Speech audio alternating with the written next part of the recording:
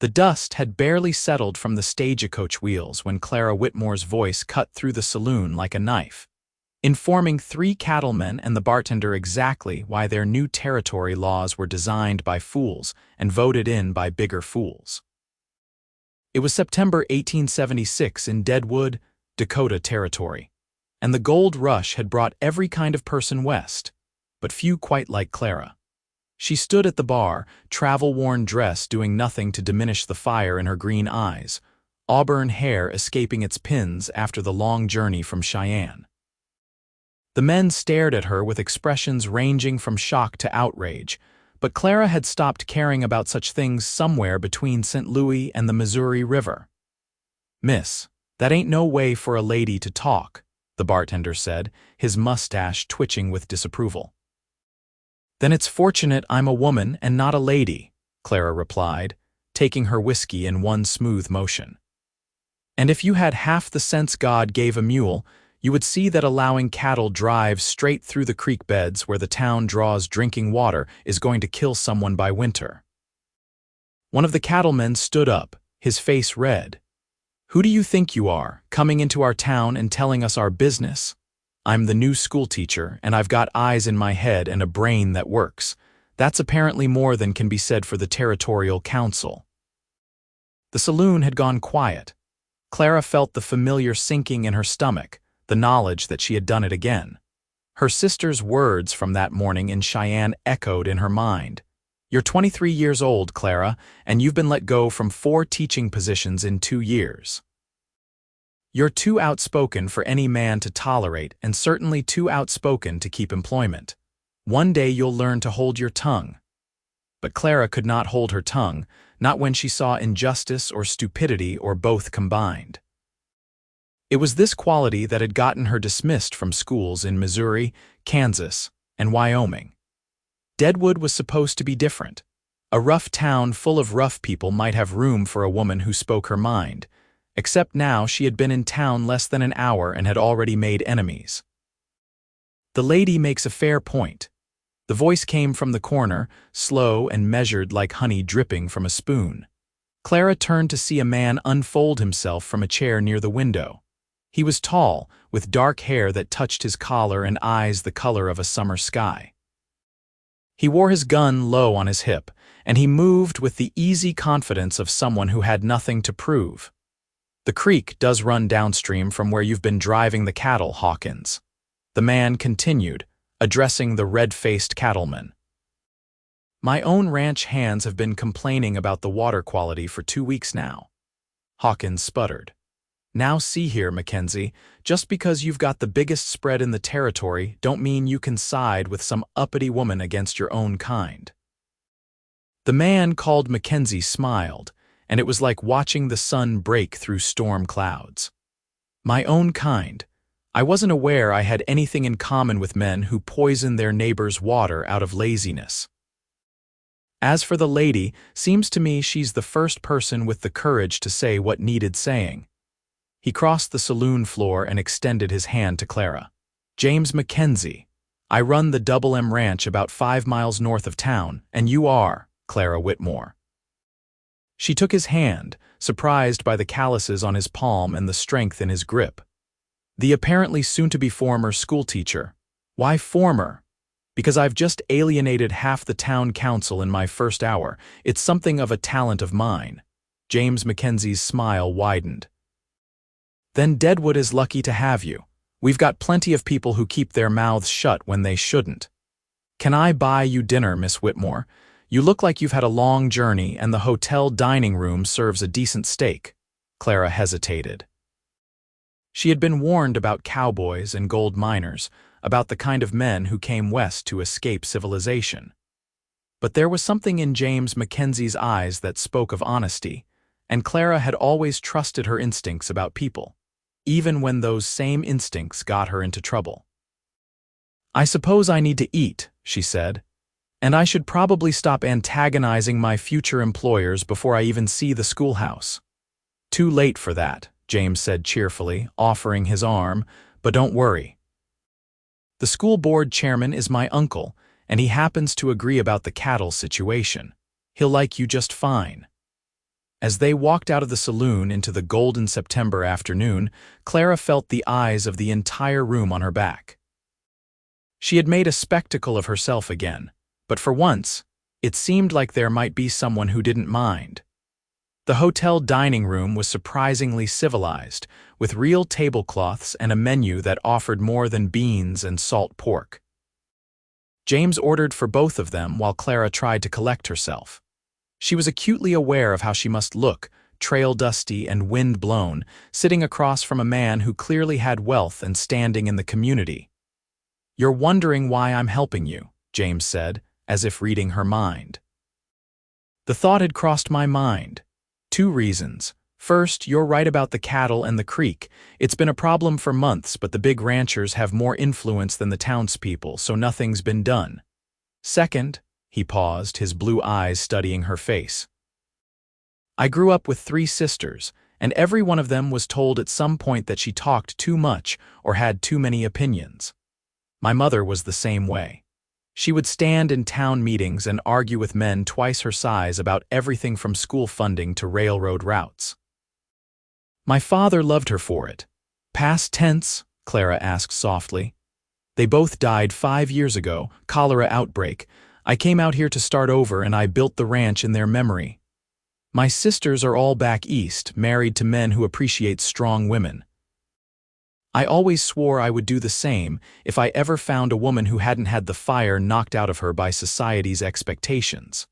Clara felt her cheeks warm. Mr. Mackenzie, we've known each other less than an hour.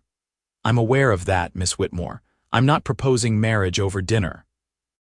I'm simply explaining why I appreciate a woman who speaks her mind, even when it gets her into trouble. Especially when it gets her into trouble. The food arrived, and they ate in comfortable silence for a few minutes. Clara found herself relaxing despite the strangeness of the situation. James Mackenzie was unlike any man she had met before. The men back east had all wanted her to be quieter, smaller, more agreeable. The ones out west had mostly been too rough or too crude to consider seriously. But James seemed to occupy a middle ground, civilized enough to have manners but Western enough to value independence. "Tell me about your sisters," Clara said. "The ones who talk too much." James laughed. "Margaret is the oldest. She's married to a lawyer in Boston and regularly writes letters to the newspaper about women's suffrage. The editor publishes them just to stir up controversy, but Margaret doesn't care. She says controversy is how change happens. Elizabeth is in the middle. She married a doctor and helps run his practice. She can set a broken bone as well as he can and isn't shy about telling patients when their ailments are caused by their own foolishness. And Catherine is the youngest. She's still unmarried at 21, mostly because she has informed every suitor that she intends to keep writing her novels even after marriage, and most men can't stomach the idea of a wife with her own career. "They sound wonderful," Clara said, and meant it. "They would love you." Margaret especially. She's always writing to tell me that I need to find a woman with spirit, not some wilting flower who will faint at the sight of a branding iron. "I've never fainted in my life," Clara said, "although I did vomit the first time I saw a surgery. But that was the sight and the smell combined, and I was only 15. See, exactly the kind of practical honesty my family appreciates." James leaned back in his chair, studying her again with those unsettling blue eyes. "So what brought you all the way to Deadwood, Clara Whitmore?" "And why teaching?" Clara set down her fork, considering how much to tell him. But there was something about James Mackenzie that invited honesty. "My parents died when I was 16. Fever. My older sister Martha took me in, but her husband never liked the expense of supporting me. I went to normal school to become a teacher so I could support myself. I was good at it. I loved the children and I loved the learning, but I couldn't seem to keep my mouth shut when I saw things that were wrong." "Like what?" "Like the school board in Independence, Missouri, that wanted to cut funding for books so they could build a new meeting hall for the Masons. Or the principal in Topeka who was pocketing money meant for school supplies. Or the superintendent in Laramie who insisted that girls shouldn't learn mathematics because it would damage their delicate constitutions. James was grinning now. What did you do about the superintendent? I brought in my class of 12-year-old girls and had them solve algebra problems on the blackboard in front of the school board. Then, I pointed out that none of them had fainted or suffered damaged constitutions. I also mentioned that the superintendent's own mathematical errors in the budget had cost the district nearly $200. Let me guess, you were dismissed immediately. My sister's last words to me were that I was too outspoken for any man to tolerate, and that I would die a lonely spinster if I didn't learn to be agreeable.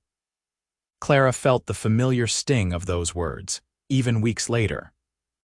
So I applied for the position here, in the wildest town I could find, hoping that perhaps in a place where people shot each other in the streets, they might be more tolerant of a woman with opinions. Wild Bill Hickok was shot last month, right here in Deadwood, James said quietly. Murdered playing cards. So yes, this town has more than its share of violence, but it also has something the eastern cities don't have, the possibility of building something new. We're not bound by all the old rules out here. Women run businesses, own property, speak in public meetings. It's not perfect, and there's plenty of injustice to go around, but there's also freedom.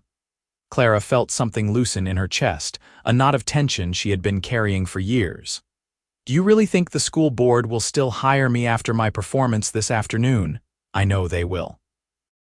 My uncle watched you dress down those cattlemen and probably enjoyed every minute of it. He's been trying to address the water problem for months. You just gave him the ammunition he needs. I wasn't trying to give anyone ammunition. I was just stating facts. I know. That's what makes it perfect.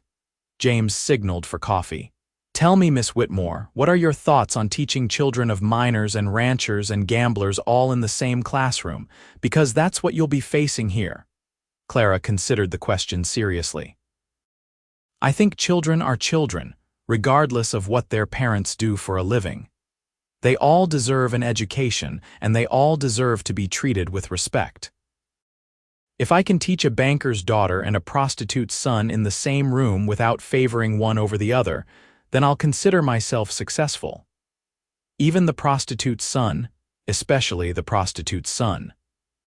He's not responsible for his mother's profession, and he has just as much right to learn as anyone else. James was quiet for a long moment, his expression unreadable. Then he said, "You really are remarkable, aren't you?" Clara felt her face heat again. "I'm practical, there's a difference." "No, you're remarkable, and I hope you'll let me call on you once you're settled. Properly, I mean, with your permission." Clara's heart was beating faster than it should. She barely knew this man, but something in her recognized something in him. A kindred spirit, perhaps. Or simply someone who saw her as she was and didn't want to change her. "I think I'd like that," she said. "Although I should warn you, I don't become more agreeable with prolonged exposure. If anything, I get worse." James Mackenzie laughed, a rich, warm sound that made Clara want to hear it again. "I'm counting on it," he said. The schoolhouse was a simple wooden building on the edge of town, one room with a potbelly stove and 20 handmade desks.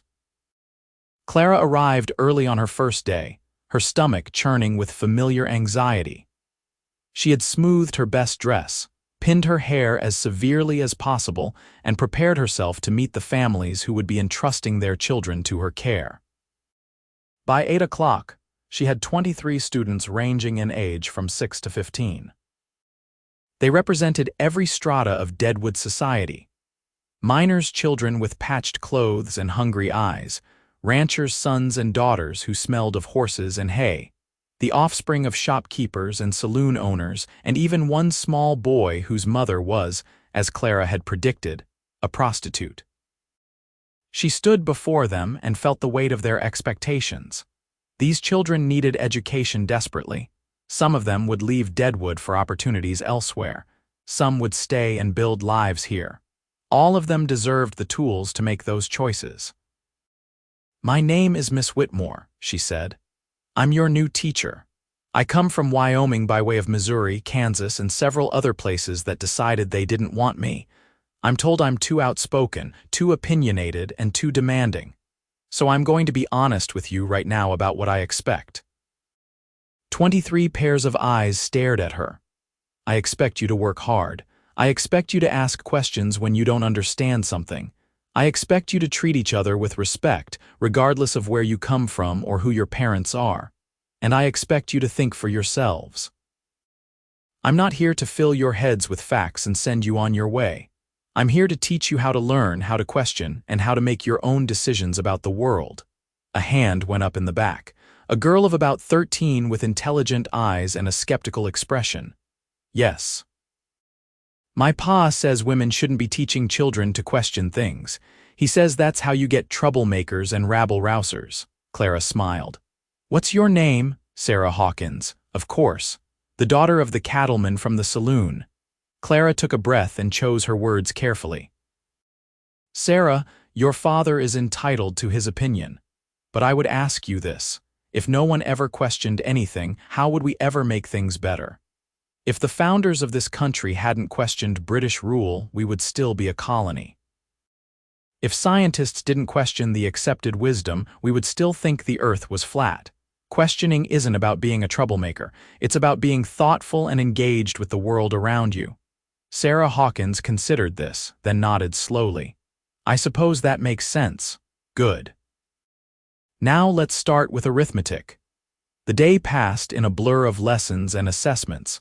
Clara needed to understand where each child was in their education so she could tailor her teaching accordingly. By the time 3 o'clock arrived, she was exhausted but satisfied. The children were bright and eager, hungry for knowledge in a way that Eastern children, overfed on education, often were not. She was cleaning the blackboard when the door opened. James Mackenzie stood in the doorway, hat in hand.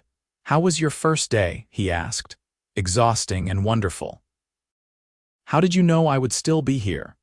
"Because you strike me as the kind of teacher who stays late to prepare.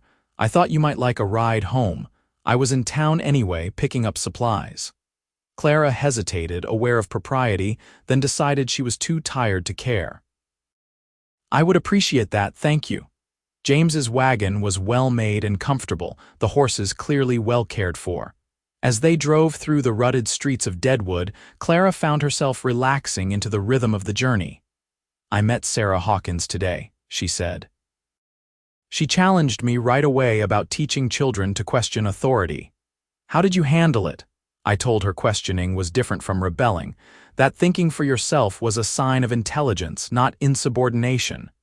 "And what did she say?" She said it made sense.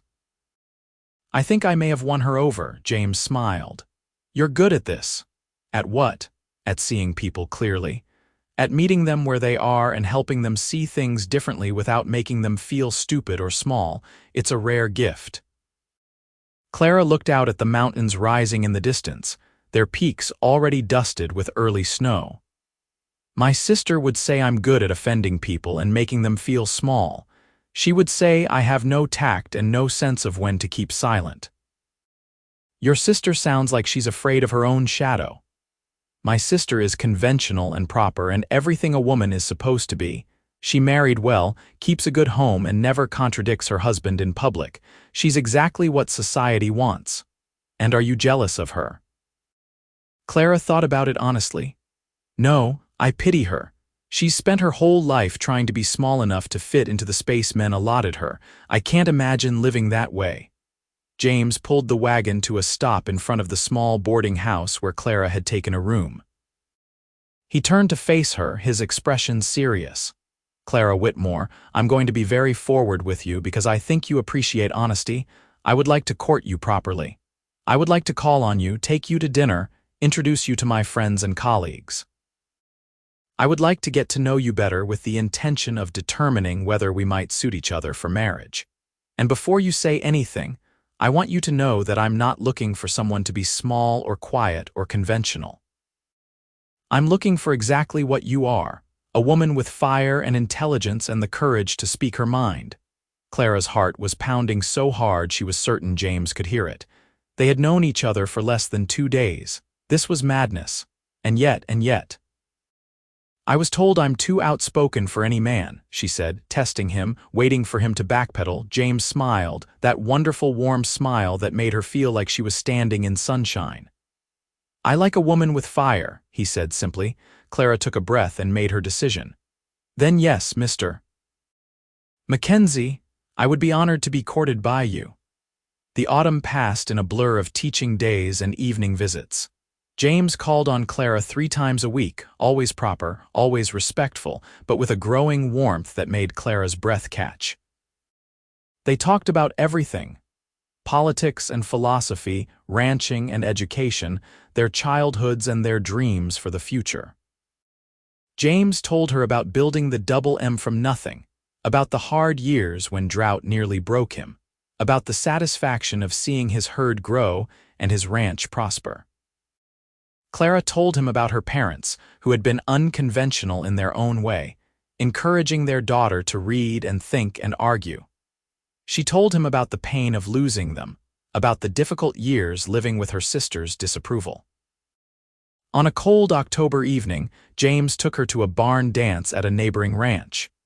Clara wore her best dress, a deep green that matched her eyes, and let herself feel young and hopeful in a way she hadn't in years.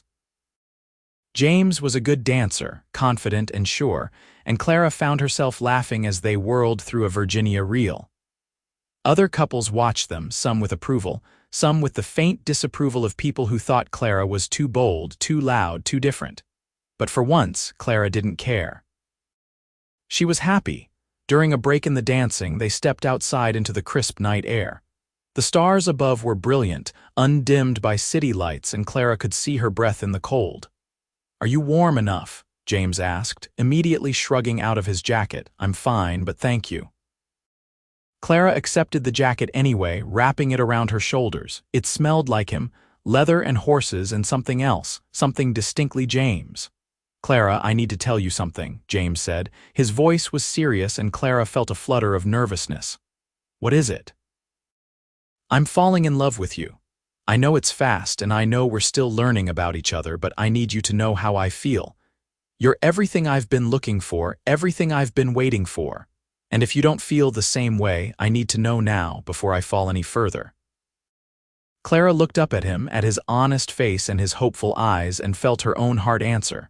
She had been guarding herself, trying not to hope too much, but the truth was that she had been falling too.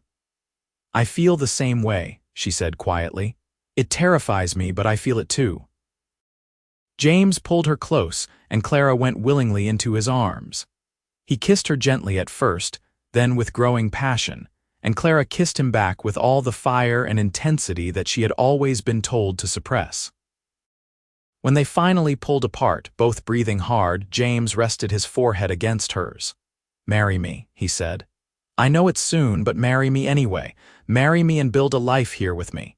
Teach your students and speak your mind and be exactly who you are. Just do it as my wife." Clara should have said no, should have insisted on more time, more courtship, more certainty. But she had spent her whole life being practical and careful, and it had gotten her nowhere except a series of dismissals and disappointments. For once, she wanted to be reckless. For once, she wanted to choose joy. "Yes," she said. "Yes, I'll marry you." James kissed her again, and Clara felt something settle into place in her soul, a rightness she had never experienced before. They were married in November in the small church at the edge of Deadwood. Clara wore a simple dress of cream-colored silk, and James wore his best suit. His uncle performed the ceremony, and half the town turned out to watch, including all 23 of Clara's students. Sarah Hawkins, who had become one of Clara's best pupils, presented her with a bouquet of late-season wildflowers. Even her father, the gruff cattleman from the saloon, nodded his approval. The water situation had been resolved largely due to Clara's initial outburst, and the town was healthier for it. After the ceremony, there was a celebration at the ranch. The Double M was larger than Clara had imagined, with a sturdy house, extensive corrals, and views that stretched for miles. James's ranch hands had decorated the barn with lanterns and bunting, and someone had brought a fiddle. As Clara danced with her new husband, surrounded by people who were becoming her community, She thought about her sister's words. Too outspoken for any man. It had felt like a curse, a fundamental flaw in her character, but James had seen it as a strength, a feature rather than a bug. "What are you thinking about?" James asked, pulling her closer. "About how wrong my sister was. About how I spent so many years trying to be less than I am, and it never worked, and about how grateful I am that I stopped trying." "I'm grateful you stopped trying too," James said, "because if you had succeeded in making yourself smaller, we never would have found each other." Winter came hard and fast to the Dakota Territory. Clara continued teaching through the cold months, wrapping herself in furs for the journey to town and keeping the schoolhouse stove burning hot. James made sure she had the best horses and the warmest clothing, but he never suggested she should stop working. In the evenings, they sat by their own fire and talked about the future. Clara wanted to expand the school, to hire another teacher so they could separate the younger and older students. James wanted to increase his herd and perhaps buy the adjacent property. They planned and dreamed together, two ambitious people who had found each other in an unlikely place. On Christmas Eve, as snow fell softly outside, James gave Clara a leather-bound journal. "For your thoughts," he said. "I know you're always thinking about education and how to improve things. Write them down. Maybe someday you'll publish them, help other teachers see things the way you do." Clara was touched by the thoughtfulness of the gift. "What if my ideas are too radical, too outspoken?" "Then they'll be perfect. The world needs people who are willing to push boundaries, Clara. It needs people like you." Clara started writing that very night, recording her observations about teaching and learning, about the specific challenges of frontier education and the unique opportunities it presented. The journal became a nightly ritual, a way of processing her thoughts and experiences. Spring came late in 1877, but when it arrived, it brought new life to the ranch and new energy to the town. Clara's school was flourishing. Her students were progressing rapidly, several of them advancing beyond what she had initially thought possible. The school board, pleased with the results, approved her request for a second teacher. In May, Clara realized she was pregnant. The discovery filled her with a complex mix of emotions: joy and fear, excitement and anxiety. She worried about continuing to teach, about whether she could balance motherhood with her career. When she told James, he swept her into his arms and spun her around the kitchen, laughing with delight. "This is wonderful news," he said. "We're going to be parents. But what about the school?" "I can't just abandon my students." "You won't have to. We'll figure it out. Maybe you teach until the baby comes and then take some time and then go back when you're ready, or maybe you find someone to take over temporarily. There are options, Clara. You don't have to choose between being a mother and being a teacher. Most women have to choose." "Most women aren't married to me," James said with a grin. "And most women aren't you. We'll make it work because we want it to work." Clara felt tears prick her eyes. She had spent so long believing she would have to give up pieces of herself to have a family, to have love.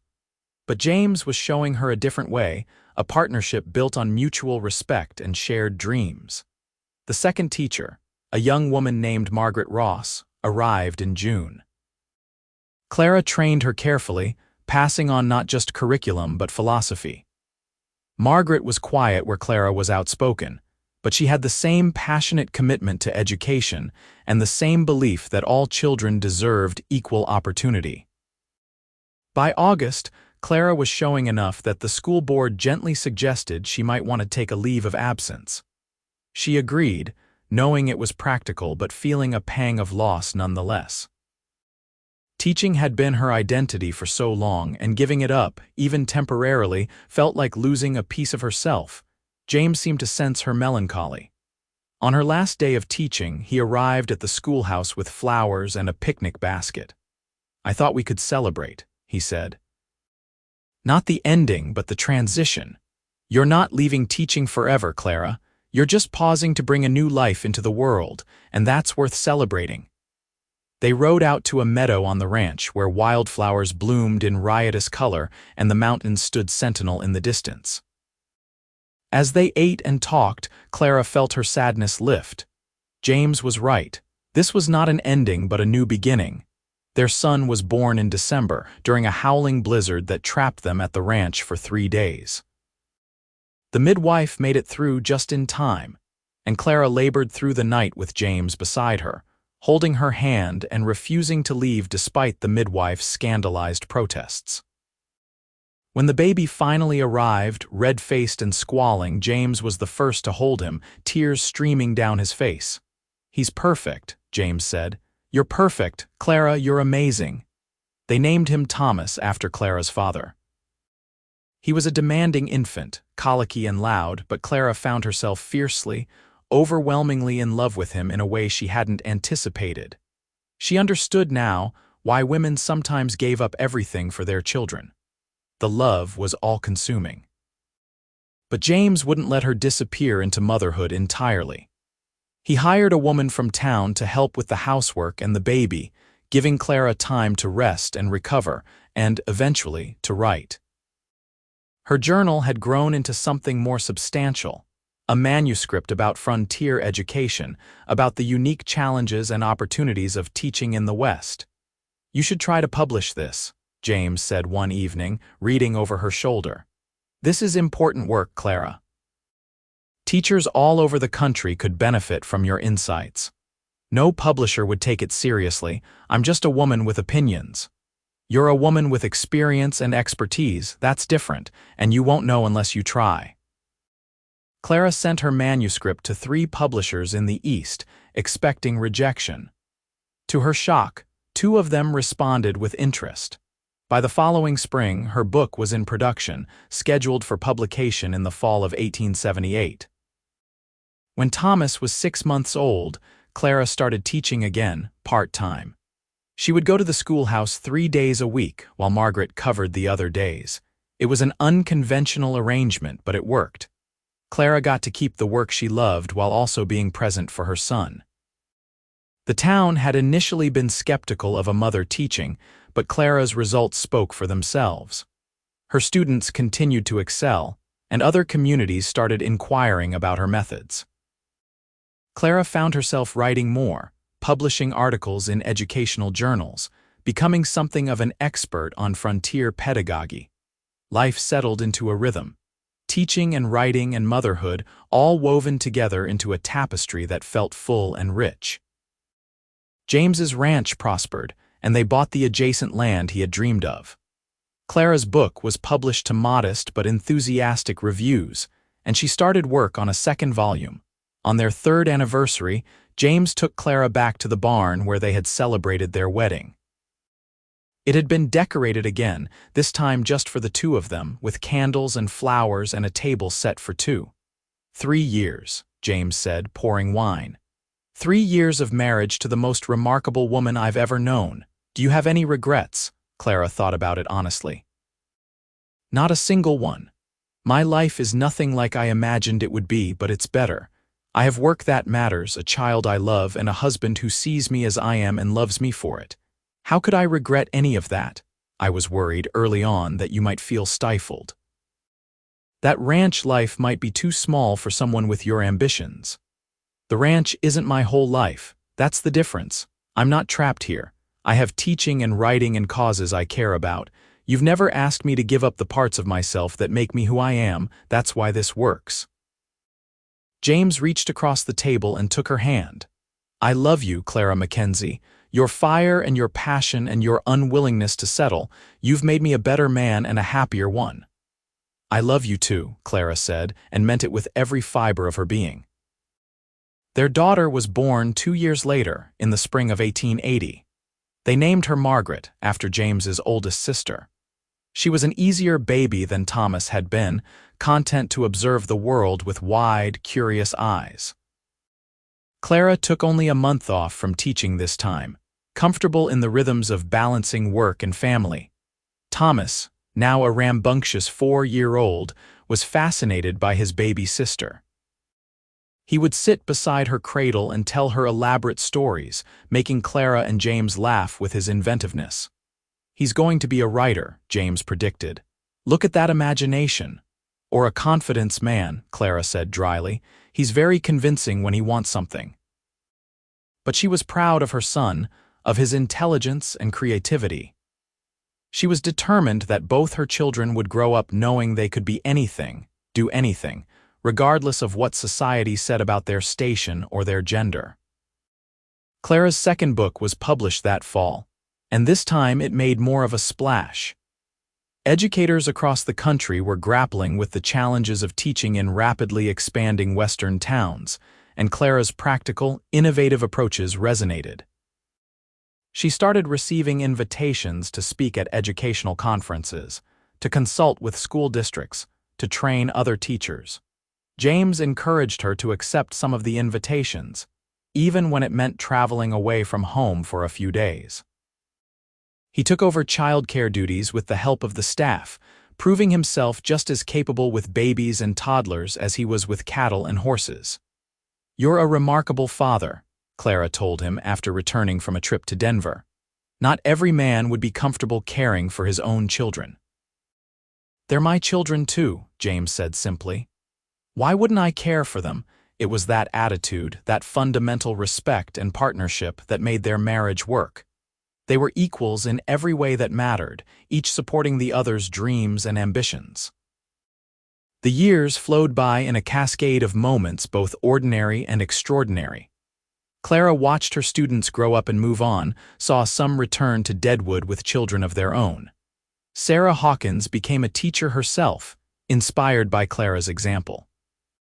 The school expanded again, adding a third teacher and a second building. Thomas started school when he was 5, sitting in his mother's classroom with the other children. Clara worried about showing favoritism, but Thomas seemed to understand instinctively that school was different from home. He was a good student, eager and engaged, though he occasionally tested boundaries in ways that made Clara have to suppress a smile. Margaret proved to be quiet but determined, methodical where Thomas was impulsive. Clara loved watching their different personalities emerge, loved seeing them become their own people. James's ranch continued to thrive. He became known throughout the territory as a fair employer and an innovative rancher, always looking for better ways to manage his land and his herd. He was elected to the territorial legislature in 1882, where he advocated for education funding and property rights for women. "You've turned me into a reformer," he told Clara with amusement. 4 years ago, I was just a rancher. Now I'm arguing for women's suffrage on the legislative floor." "You were always a reformer," Clara said. "You just needed someone to help you see it." They were partners in the truest sense, each making the other braver and better. Clara pushed James to use his influence for good, while James gave Clara the support and freedom to pursue her increasingly prominent career as an educational reformer.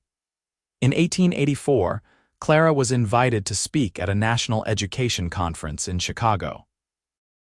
It was her first trip back east since coming to Deadwood 8 years earlier, and she found herself nervous in ways she hadn't expected.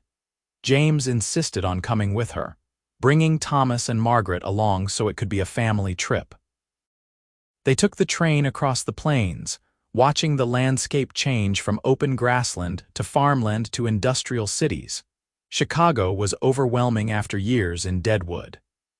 The noise and crowds and sheer press of humanity made Clara grateful for the wide spaces of home. But the conference itself was exhilarating. She spoke to a room of 300 educators about frontier teaching, about the specific challenges and surprising advantages of one-room schoolhouses in isolated communities. The response was enthusiastic. People lined up afterward to ask questions, to share their own experiences, to tell Clara how her books had influenced their teaching. It was gratifying and humbling all at once. On their last night in Chicago, they had dinner at a fine restaurant. Thomas, now 8, was awed by the elegance. Margaret, 6, was more interested in watching the other diners than in the elaborate food. "Are you glad we came?" James asked Clara. "Very glad, but I'm also ready to go home." "Home to Deadwood?" "Home to wherever you and the children are," Clara said. "That's what home is now." James reached across the table and squeezed her hand. "I love you, Mrs. Mackenzie. Your fire never dims, does it?" "Never," Clara said with a smile. "You wouldn't want me any other way." They returned to Deadwood in late spring, just as the mountains were shedding their snow and the meadows were turning green. Clara felt something in her chest loosen as they drove up the ranch road, seeing the familiar buildings and the mountains beyond. This was home. Not just the physical place, but the life they had built here together. A life that had room for both of them to be fully themselves. The next decade passed in a rich blur of work and family and community. Clara's influence in educational circles continued to grow. She published 2 more books and countless articles, consulted with school districts across the West, and trained dozens of teachers in her methods. But she never left Deadwood permanently, never gave up her own classroom. Thomas grew into a thoughtful young man with his father's easy confidence and his mother's passion for justice. He wanted to be a lawyer, to use the law to help people who had been wronged. Clara and James supported his ambitions fully, making plans to send him to university when the time came.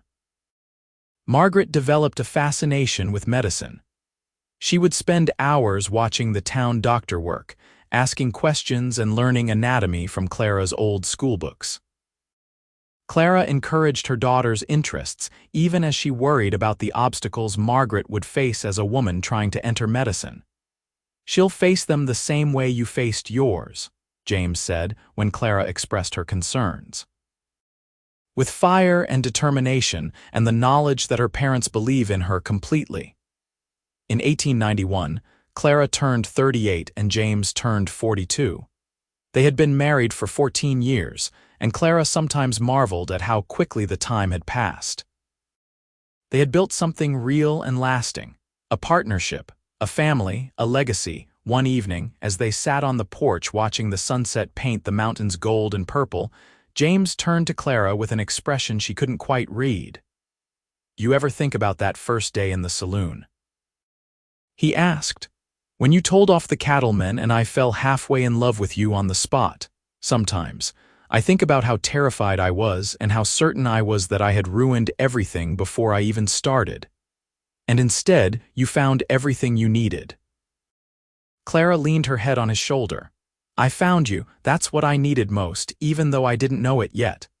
"I knew it," James said. "The moment you stood there, all righteous indignation and blazing intelligence, I knew you were going to change my life, for better or worse." "For immeasurably better. You've given me purpose beyond the ranch, Clara. You've shown me what partnership really means, and you've raised our children to be brave and thoughtful and kind. How could any of that be worse?"